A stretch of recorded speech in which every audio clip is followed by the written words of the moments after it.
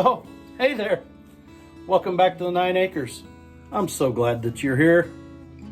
I was just greasing on the 1050 here, getting ready, making sure it's ready to go, because we got some work to do around here on the farm. And it's starting to warm up. It's finally spring. We can kind of get some things done. We're a little scared that it might still be fall spring, but stick around. You never know. Let's go to the front of the tractor. Got a few greasers here. Take care of. One there. One there.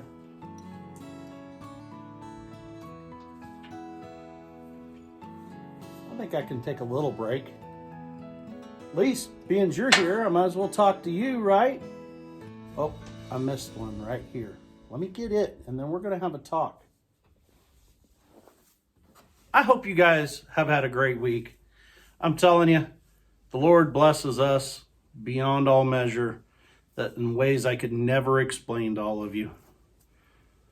You feeling okay? You're a little off kilter here. That's better. So, while I was greasing on this tractor and everything, I got to thinking, what's my devotional going to be about this week? Guys, you bless me so much in your comments and your messages that you send me from these devotionals. It's like the Lord constantly is just giving me these little nuggets to know that I'm headed down the right path. You know, and it's a way that we do not understand how the Lord's working in the background. You know, it reminds me of a story. Being you got time to come by and say hi, you got time to listen to this story? Let me tell you a story about a guy that worked his tail end off. The old saying, worked his fingers to the bone. So many hours a day, nonstop. This guy had a young family. Had 3 wonderful children that were, such a blessing and so busy and such a joy and a wonder that the Lord had given them.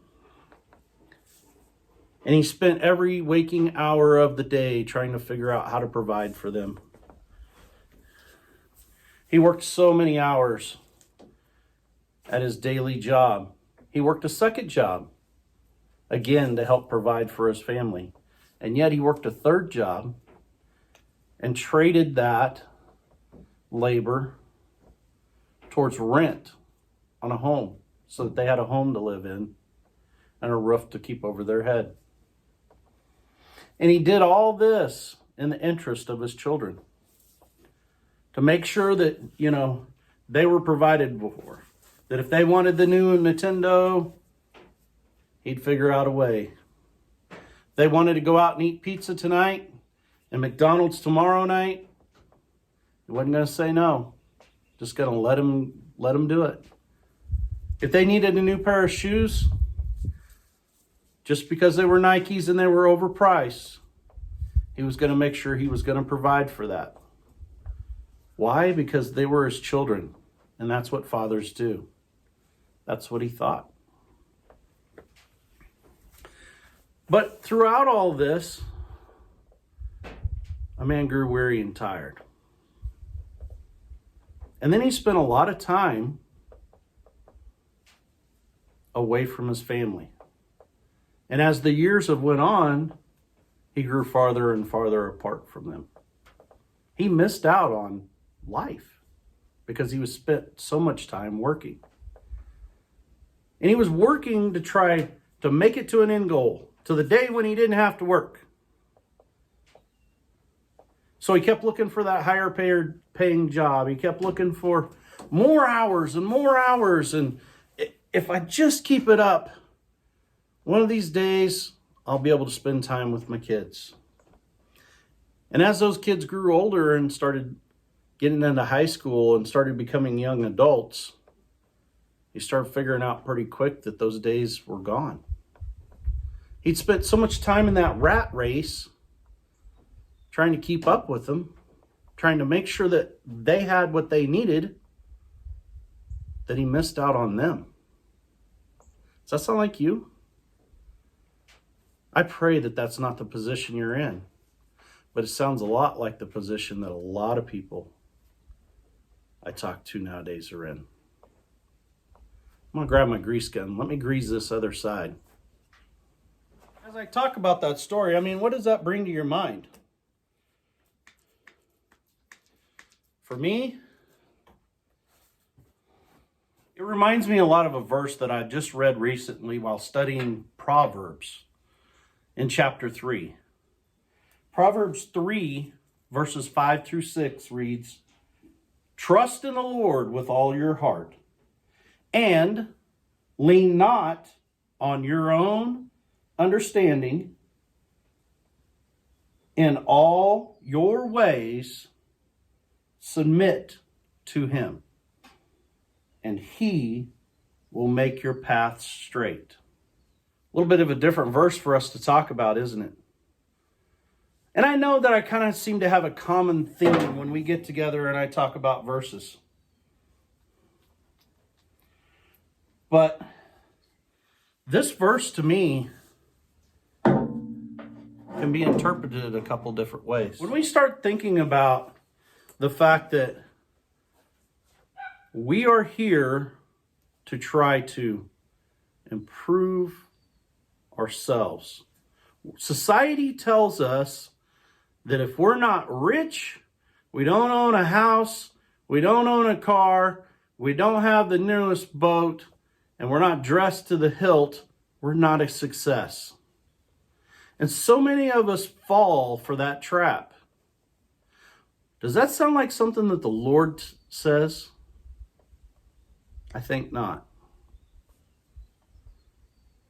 The Lord brought you into this world naked and helpless, and you too shall leave this world naked and helpless. So is the $300 Gucci sandals, the $120 pair of jeans. Does that sound like the Lord's way? No. To get back to our story, our friend eventually grew very distraught. He started taking out his anger and frustration on the fact that he had not become successful in the world's view.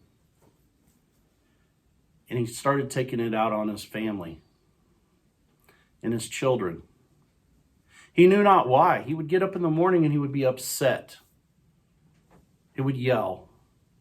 He'd be upset at the kids, but not and make it out like it was something they'd done wrong, but he was more upset at himself than he was at them. And he had to lash out some way.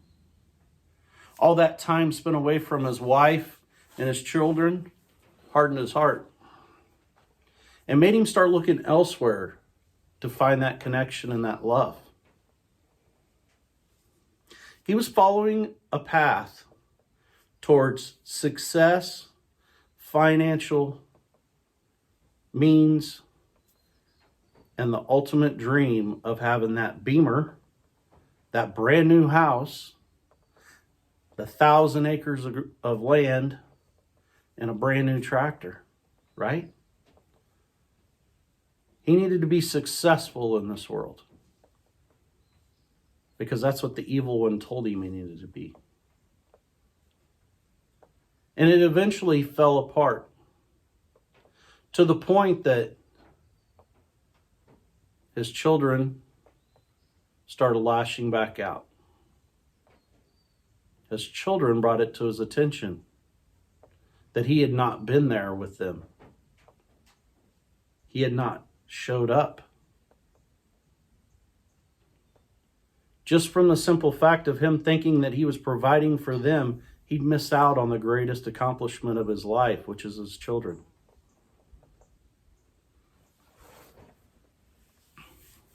Sounds like a sad story, doesn't it? And in fact, it gets worse. Because he would harden his heart and he was looking elsewhere. the devil provided a means with a link to talk to someone else that could possibly lead away from the vows of his marriage. It wasn't until the fact that my friend had almost lost it all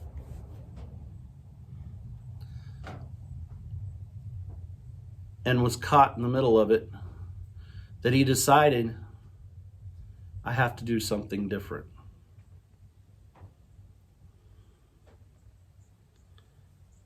The Lord had finally laid on his heart via music, constant Bible verses being brought back up. His wife's continued prayer and reaching out to him to finally confront him about the problem that it all melted down and collapsed. Know anyone in that situation? I do. My friend was at a crossroads. Could either go away from his family and away from the woman that he declared love for all those years before, or to turn his eyes upon Jesus and throw himself at forgiveness towards him and allow the things of this world to no longer control him.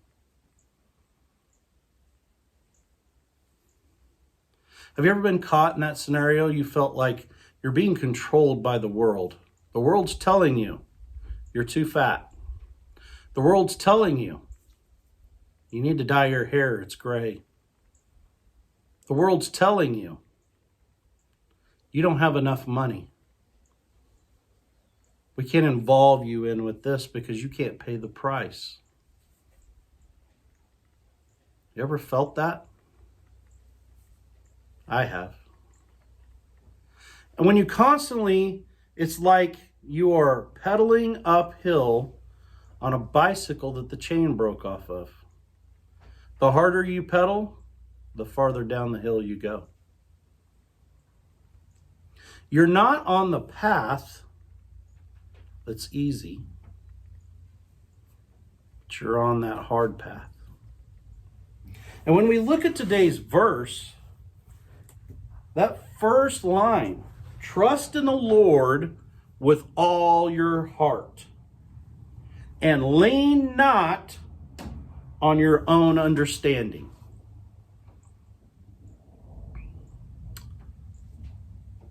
Do you understand the God? I don't know that I understand everything of the God. I'm not made to understand all of the God, and neither are you. It brings up another verse, Isaiah 55:8.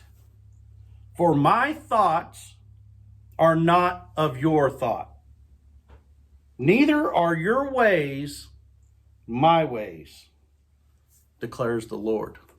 That's God talking. Your thoughts are not of my thoughts, and my ways are not of your ways. Back to our friend. Our friend had spent his whole life being miserable, trying to make his way and earn the dollar, to the point that he destroyed the very things that were close to him and had possibly lost his faith in the Lord. It wasn't until this point that he gave up. He quit the fight. He took a different job, a lower paying job that brought him back to his roots, brought him back to the skills that the Lord had given him, how to use his hands, how to work on things, how to fix other problems in this world mechanically. But yet, he was so good at what he did, he would teach others how to work on those things. He would go off to school that his work had sent him to, and would come back and he would share that knowledge with others and teach them what he had learned. Or take time out of his day to teach his children how to work on something. Take time out of his day during work time, instead of worrying about the efficiency bonus, to show the new guy how to correctly put something together. My friend had almost given up on ever becoming successful at what he was doing.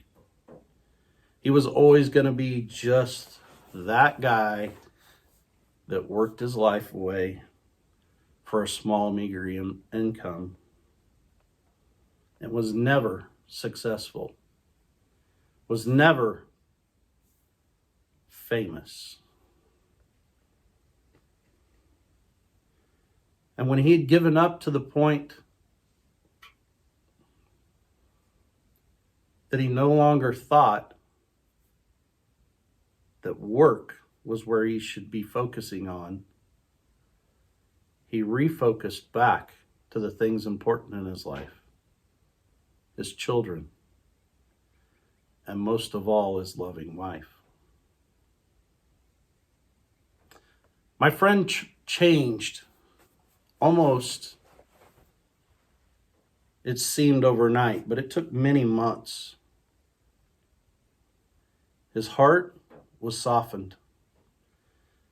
Instead of when he showed up, instead of being grumpy about his task, he was joyous and happy to be around. He took on roles in his church to help others. He stepped out on faith to lead in his own congregation. By deviating from the path that this world told him he needed to be going down, by refocusing back on the things that were the most important in his life, his wife, his children, a sense of peace come over him. A sense of understanding of where his place in this world is, where he should be, what he should be focused on.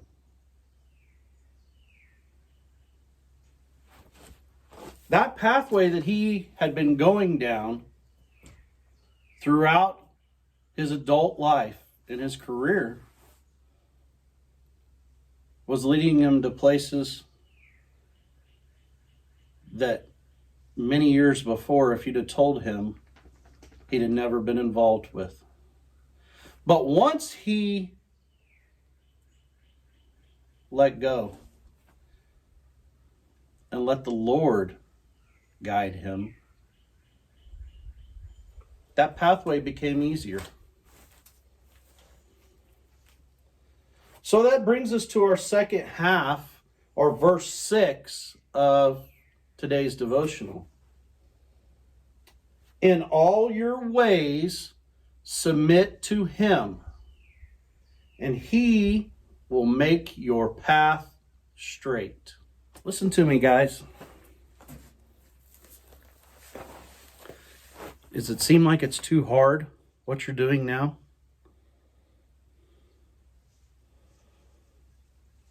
Does it seem to constantly take you away from the most important things in your life?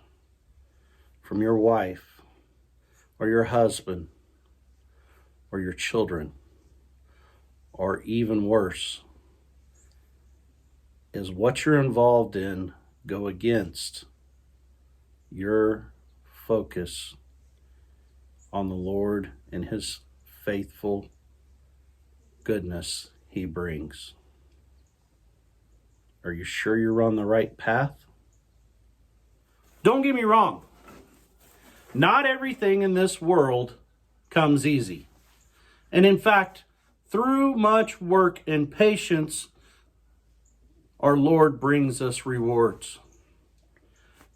I'm not saying that you will not struggle, but I am telling you, when you have a goal in mind and have had it for many years and you prayed about it faithfully, the Lord is working. Are you sure you're following Him? My friend kept up his recommitment to his wife, to his family, to his work. Until one day his phone rang, randomly out of the blue. And it was someone that he only knew as an acquaintance, not as a close friend. That someone posed a question to him that he had never thought of before.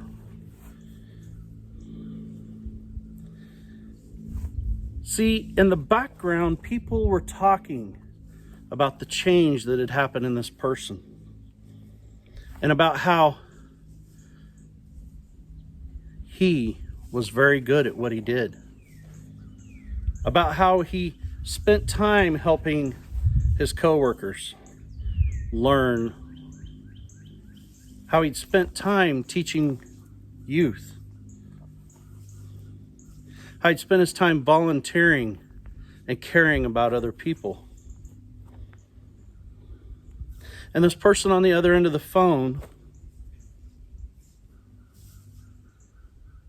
posed the question, would you like a job? Well, I'm not really looking for a job right now, my friend answered. Well, we've had enough people suggest you for this job and say that you'd be the perfect person for it.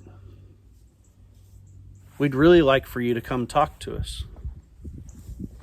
Well, what's the job? My friend asked. We'd like for you to teach people how to work on stuff, on equipment, like your job is now. My friend was taken back. I'm not a teacher. I didn't go to school to be a teacher. The person on the other end of the phone said, not according to what we're being told.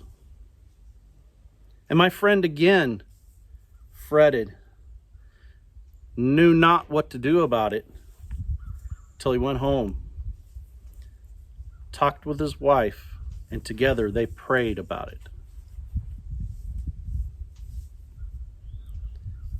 And it come to them during prayer that the next day he should just speak to his current employer. His current employer, when he talked about this to them and told them what had been proposed to him, there was a team, and they all looked at each other and said, we need a few minutes. Told him to go get a coffee and come back. My friend went and got a coffee and thought, I've just now signed my death wish. I'm now going to be unemployed. My family's going to be out in the street because I've let them know that I've looked at another job. When he walked back into the room, people were smiling.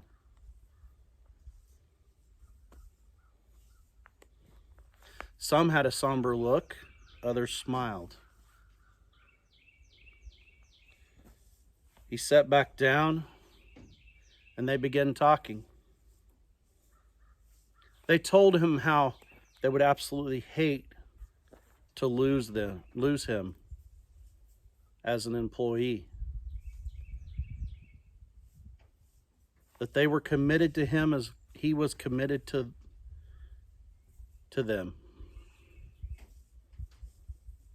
But they could not sleep with themselves if they didn't tell him to go. You tell your best employee that you won't be able to sleep with yourself if he leaves your company because you kept him there? Doesn't even seem right, does it? What kind of thoughts had been going through his mind at that time? To hear the words, "Go, pursue this." And then they said the magical words, "Go. Find out what they are talking about. Come back to us if it doesn't work out." So my friend stepped out on faith, made the phone call immediately after leaving that meeting, set up a meeting and an interview, spent time in the interview, told him everything, his life story, and flat told them, "I'm not a teacher. I don't have a teaching degree." And they said, "We know. We don't care." My friend took a leap to go down a different path than what he'd always known, and opportunities become open almost immediately. My friend became a teacher. My friend, who had been looking for a place of his own to purchase on his own with his family, to have his own piece of this world, opportunity was laid at his feet within the month. My friend, who didn't think he had the means because he wasn't working hard enough to pay for said opportunity, financing was laid at his feet, brought to light almost immediately. See how that one little step, by stepping out on faith, changing your path, leads you to God's grace and reward. My friend has now been a teacher for over 7 years. Has some of the best students possible. Have students that talk to him on a daily basis. Even now that they've graduated and they're on a career of their own and their own path. If you haven't figured it out by now, I don't have a friend. I'm telling you my story. Just by following that proverb alone, and by stepping out and understanding that my way is not God's way, the world opened to a whole different light. How much more can He do for you by doing the same?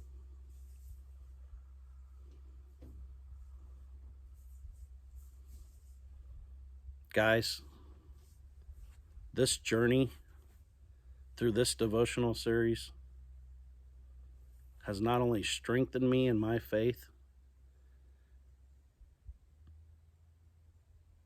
but it has rewarded me. And your comments, your messages, and my personal talks with others. And I thank God daily for stepping out in faith and following His path.